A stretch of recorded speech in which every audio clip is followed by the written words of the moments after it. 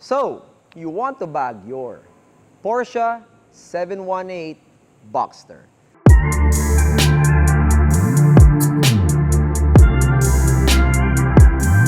Hello and welcome to a new video, guys, here at Fitment TV.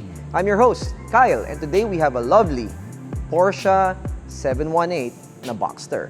Also, this video will be applicable if you have a Cayman. Bakit? The Cayman is the hardtop version of the Boxster, and obviously the Boxster is the soft-top version of the Cayman, and vice versa. Okay, this is also called the 982 chassis. Alright, so kung nalilito kayo, 718 is the name of the car, 982 yung chassis. This is also applicable for the 981 chassis. Bakit? The 981 chassis is technically the same. Magkaiba lang yung engine nila. Minor modifications, parang facelift, kumbaga. So the 981 is a 6-cylinder Boxster engine. This one, the 982, is a 4-cylinder turbocharged Boxster engine ng Porsche. So, little trivia lang yun sa inyo. But yes, this is not a history video of this car. It's going to be a air suspension video. Kaya nga ang title ng video na to is So You Want to Bag Your Porsche 718 Boxster. Okay? So, in this video, what will you learn? You will learn what we did for the front suspension, okay? The rear suspension. Where did we put the system? The front or the rear? Right? So if you want to know more about that, please make sure to watch the entire video. If you have a Porsche Cayman, this will help you. But before anything else, please like and share the video, subscribe to the channel, and hit the bell icon for the notification. It really helps. 20,000 subscribers, salamat sa inyo. So, without further ado, ito na tayo. It is going to get technical but educational. And as always, please lend me your attention as we discuss the under chassis part of this video. Okay? I'll see you guys there in a bit. Thank you. Hello and welcome to the front suspension of the Porsche Boxster 718. This is also applicable for the Cayman, obviously, kasi ang Cayman is the hardtop version of the Boxster. This is also called the 982 Boxster or Cayman. Applicable din to sa 981 Boxster and Cayman. Bakit? The only difference between the 981 and the 982 is the engine itself. From a 6-cylinder Boxster engine to a 4-cylinder Boxster engine, parehas lang. So, here we go, and let's begin the discussion for the front suspension on how to bag your 718. Right off the bat, we are meted with a McPherson type strut. Ano ulit ang McPherson type strut? Ang McPherson type strut rotates on this axis. Okay, the shocks has a shock bearing on top, and it rotates when you turn the steering wheel. Alright? That's good for economic use, less parts, less moving parts. But for comfort, it's actually less desirable. The more desirable feature is the double wishbone suspension that is actually introduced to the GT3 Porsche 911. Or it is actually used on some SUVs as well. But for this car, McPherson type strut, the hose line is actually behind the shocks right here. It actually went with the brake lines. So that will actually have enough slack for when the steering wheel turns. So a quick clearance check will give you, it's quite tight on this spot, but it's only the fender liner. If you can still put your fingers, it's good enough. So this will twist also sideways like this upon rotation. But yeah, regardless, this is the Porsche Cayman front suspension. It's a McPherson type strut, very basic. All right. Where is the stabling? The stabling is actually on the control arm on the bottom, right over there. So you don't really need to put any stablings in the shock absorbers, which is actually good for some applications. But for air suspension, this is okay. It's just that you have to use a certain type of bearing on top. For air suspension, you cannot use the stock shock bearing.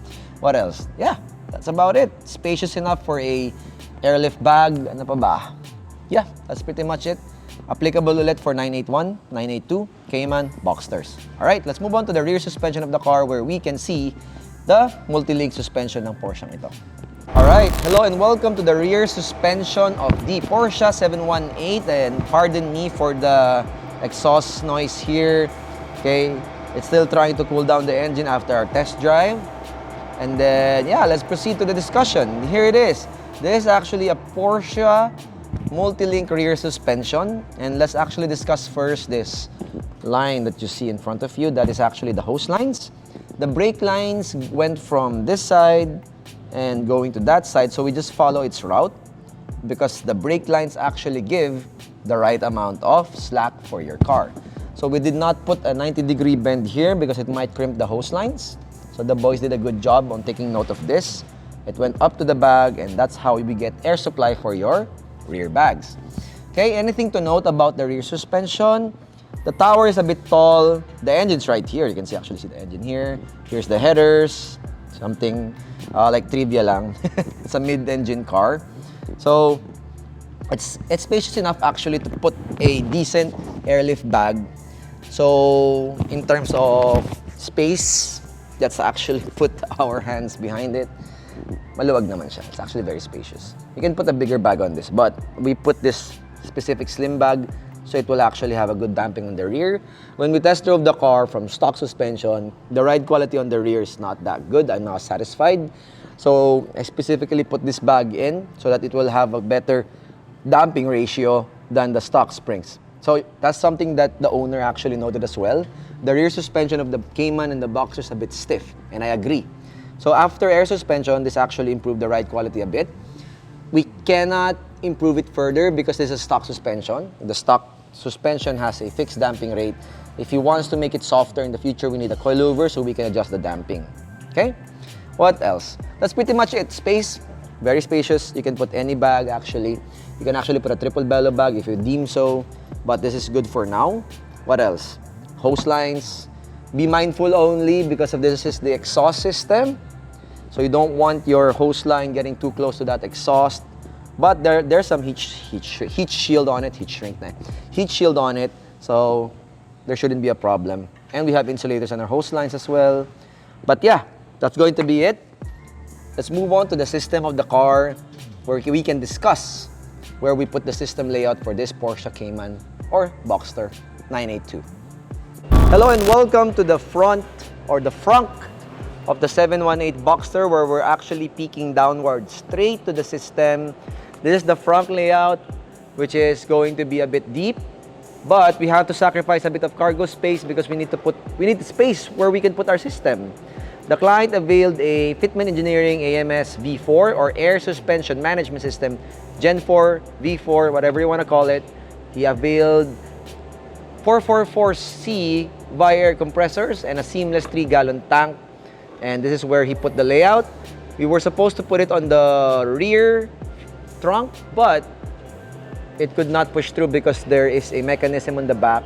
So this is a Boxster. Okay, sorry for the camera. I'm peeking downwards. I don't want to scratch the car. But yeah, this will give you a top-down view. And then this is going to be the front view. Okay. Okay, there's a front cover for this, don't worry. Let's actually cut to that. We'll put it down right about now. Alright, this is the front cover for it. So Jerv is actually putting it for us. Okay. So that we can still use the front for a decent amount of space. You can still put one luggage here. Okay?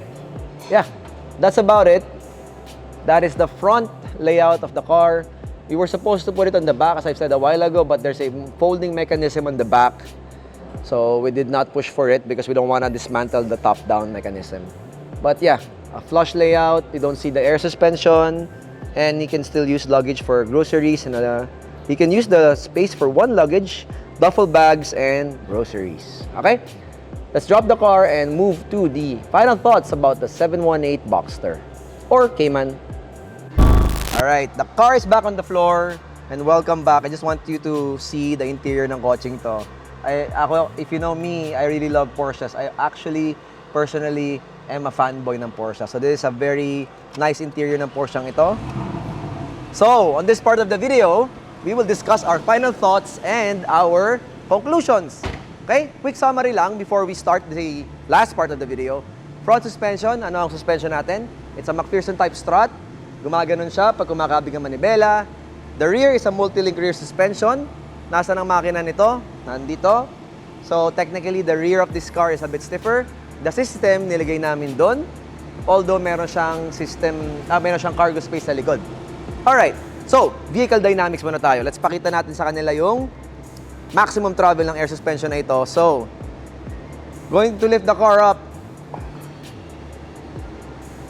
Vehicle dynamics meaning what is the maximum air up ng car and what is the minimum, yung sagad, yung slammed version. So, there's still more pressure that we can put on the car. Pa-fill up muna natin. Let's cut to that in a bit para makita natin yung full travel. Okay? So, welcome back. Tinaas na namin yung kotse. We lifted it up. So, maximum travel. One finger, ilang millimeters? 15 millimeters ang isang daliri. Okay? So, you're looking at 8. Please multiply that by 8. Yung 15, ikaw nang bahala doon. And then, sa rear, a good solid 5. So, that's the max travel of the car. Actually, this is excessive. The car will never run this high. Okay? You will never run this high. So, let's drop the car and show you the riding height na gusto ng client. Just like this. Yan. That's it. That's the riding height niya. So, let's quickly drop the car. Let's discuss, as usual, our segue. Fitment ng kotse. Let's go to the front side, please. So, the front suspension, the front wheels is actually a 19 by 8 offset 57. So, it's really poked in. He's gonna put a 20 by 9 offset. Let me get that specs. Ang kanyang specs ay 20 by 9 offset 44. So, lumapad lang siya ng 1 inch and then yung offset niya by 10 mm. So, let's see how many things that it can poke out. 19s to, may finger gap pa tayong 3. Siguro para sa akin, 20 would be nice, pero makakakita pa rin tayo ng gap dito. So, if he wants to go lower in the future, the car can go lower, pero kailangan na niya ng coilovers. This is a stock suspension, tama? So, something to take note in the future. Coilovers, we can adjust it further. Okay, we don't wanna, wal-wal yung gantong kotse. Let's go to the back. For the rear naman, okay, ang kanyang specs ay 20 by 10, around offset something. Let's see that spec sheet. The spec sheet for the rear is 19 by 10, offset 45. He will be putting a 20 by 10.5, offset 48. Not much change on the rear. We're gonna put the spec sheets for him. But yes, 20 ulit. Will probably, may makikita pa siyang tires. Then again, coilovers will fix that problem. So, something to take note for the fitment work of this car, buy coilovers, sagad natin sa lupa. This can lay frame pag talagang gusto niya. Okay? So, this is it, guys. Final thoughts na there's not much time to discuss this car as we don't want the length of this video to be too long. But is the 718 Boxster a good stance car? Yes, napaka-pogi mo dito. You'd look so gentleman pag nandito ka, pag nakagato kang kotse. Imagine mo, air out, top down. That's it. Put some good wheels on it, the build is done. Air sus wheels, okay na siya. Okay? So, yeah. Final thoughts would be, coilovers would be good in the future. If the stock suspension is broken, if the struts are dead, coilovers would be a good investment for the car. Other than that, ride quality is a bit on the stiff side because stock suspension does not have a damping adjustment.